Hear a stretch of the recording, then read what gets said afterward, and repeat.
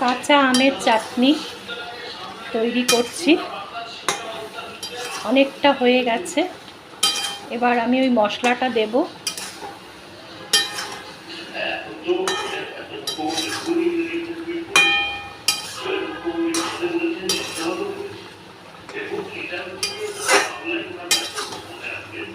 খুব নাড়তে হবে এবং নেড়ে নেড়ে তলায় যাতে ধরে না যায় তার জন্য এই খুন্তিটা নাড়ানো চালিয়ে যেতে হবে। কাঁচা আমের টক ঝাল মিষ্টি আমের আচার তৈরি করছি। এবার হচ্ছে ওই মশলাটা দেব।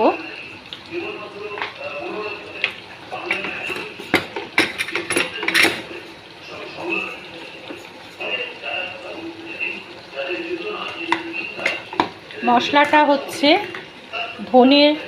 গোটা ধনে, জিরে, তারপরে শুকনো লঙ্কা আর মৌরি সব মিলে একটু কড়াতে ফ্রাই করে, তারপরে সেটাকে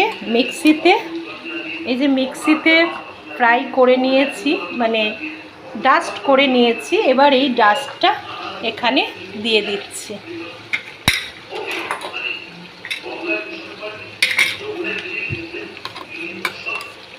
তাতেই তৈরি হয়ে যাচ্ছে কাঁচা আমের টক ঝাল মিষ্টি।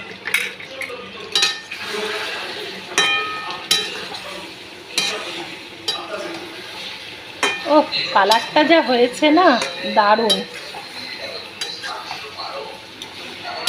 এটা প্রিজার্ভ করতে গেলে একটু ভিনিগার দিয়ে দিতে হবে, আমি সেটাও দিয়ে দিয়েছি, সবটা আপনাদের দেখাতে পারলাম না।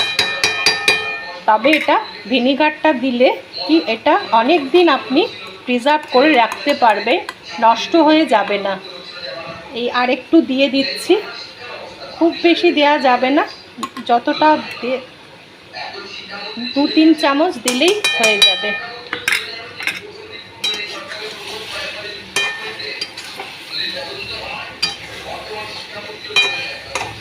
তৈরি হয়ে গেল কাঁচা আমের টক ঝাল মিষ্টি। এইভাবে একটু নেড়ে নেড়ে ঝোলটাকে একটু শুকাতে হবে, তবে খুব শুকিয়ে ফেললে আবার বসে যাবে। একটু ঝোল ঝোল রাখলেই এটা ভালো। যদি খুব শুকিয়ে ফেলে ঝোলটা তাহলে আরেকটু চিটচিটে হয়ে যাবে, সেটা তখন আরও ঝোলটা বসে যাবে।